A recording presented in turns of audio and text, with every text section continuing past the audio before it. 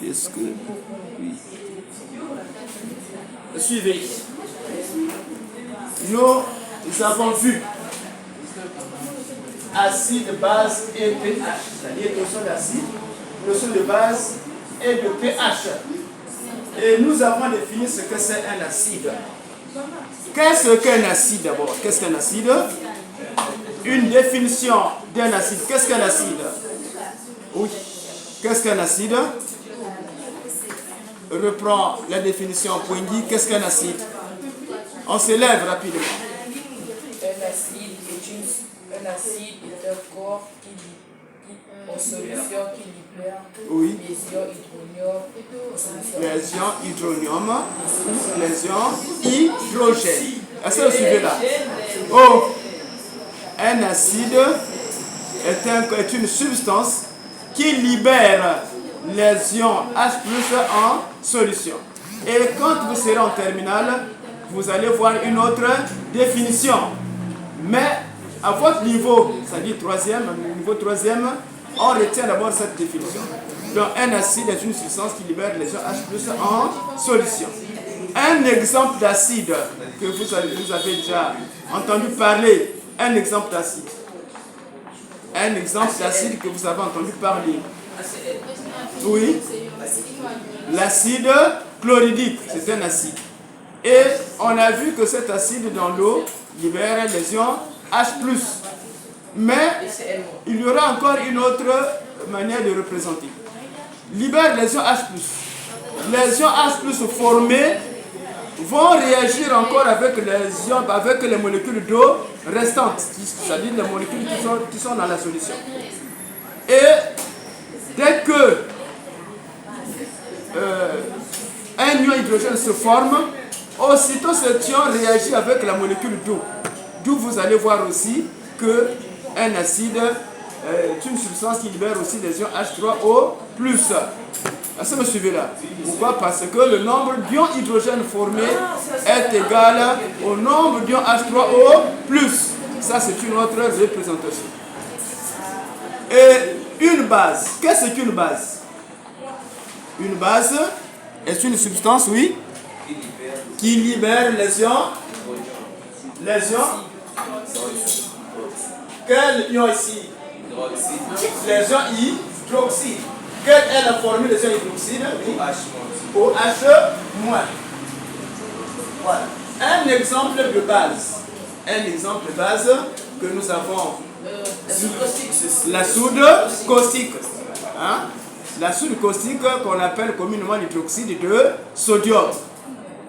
Autre base, on a vu aussi l'hydroxyde de potassium. Là aussi, voilà, le KOH libère les ions OH- en solution. Oh, est-ce que vous me suivez là? Hein? Vous êtes là seulement à bavarder. Bien. Parce que c'est K et puis vite KO. Hein? Oui. Et nous passons maintenant. pH de solution basique, neutre et acide. pH de solution acide. Quel est l'ordre de grandeur de pH de solution acide? On a vu que les solutions acides ont un pH inférieur à 7. Donc, si dans les calculs, vous trouvez un pH qui est inférieur à 7, dites-vous que c'est une solution qui est acide. Par contre, si le pH égale à 7, alors il s'agit d'une solution neutre. Et si le pH est supérieur à 7, il s'agit d'une solution basique. Est-ce que vous suivez là? Voilà, donc vous devrez être capable de distinguer les trois solutions à partir de leur pH. Hein? Donc dès que vous retenez ça, alors ça sera facile. Détermination du pH des solutions. Pour déterminer le pH d'une solution, on utilise le pH mètre. Le pH mètre, c'est un appareil tout simplement. Bon, ça peut être aussi le pH affichage numérique. Aujourd'hui, c'est ce qu'on utilise maintenant. Vous prenez, vous mettez le pH dans la solution étudiée et automatiquement, le pH mètre donne la valeur du pH. Ça, c'est la méthode précise. Maintenant, les autres, vous avez le papier pH, vous avez les indicateurs colorés, alors ne donne pas des valeurs précises. Mais au moins nous renseigne que cette solution est acide, basique ou encore neutre. C'est ça suivi là. C'est ce que les agriculteurs utilisent plus souvent, mais les pH neutres, oui. Oui. Notez bien.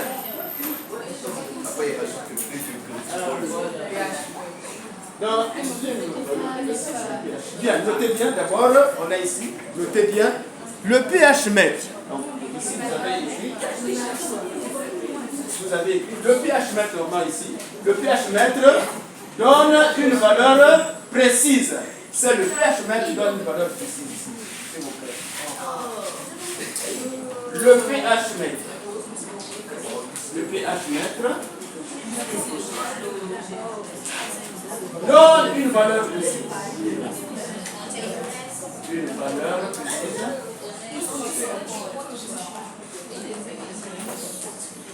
Du pH.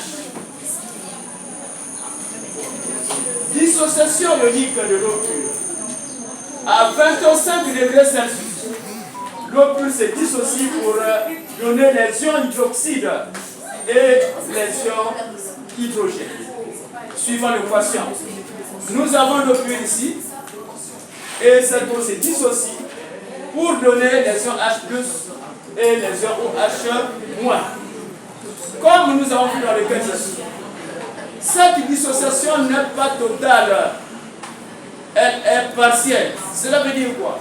Cela veut dire que dans la solution là, on va encore retrouver les molécules d'eau non dissociées, on va trouver les ions hydrogène, on va trouver les ions hydroxyde. Mais les ions hydrogène formés sont très avides des molécules d'eau. Et automatiquement, si un ion hydrogène se forme, cet ion va réagir avec la molécule d'eau pour donner ce qu'on appelle les ions hydronions. Les ions hydrogènes formés réagissent avec les molécules d'eau non dissociées pour donner les ions hydronions. Voilà la formule des ions hydronions. Et l'équation est là. Nous avons ici les ions hydrogènes plus les molécules d'eau et on obtient l'ion hydronium. Oui, bilan de... Alors, on va établir le bilan. Ici, H2O se dissocie, la première équation, pour donner H++ les ions OH-. Deuxièmement, on a vu que les ions hydrogènes formés réagissent avec les molécules d'eau pour donner l'ion hydrogène. On additionne normalement. On prend ça, on additionne avec ça. Donc, l'ion hydrogène plus deux molécules d'eau. Ici, nous avons une molécule, là aussi une molécule, ça fait deux molécules d'eau. Donne, nous avons l'ion hydrogène ici, plus l'ion hydronium, plus l'ion hydroxyde. Et comme on trouve l'ion hydrogène partout, alors on simplifie. D'où le bilan de la dissociation nous donne 2H2O, nous donne les ions hydronium plus les ions hydroxyde. H3O plus égale ion hydronium, OH- égale ion hydroxyde. Voilà ce que je vais dire.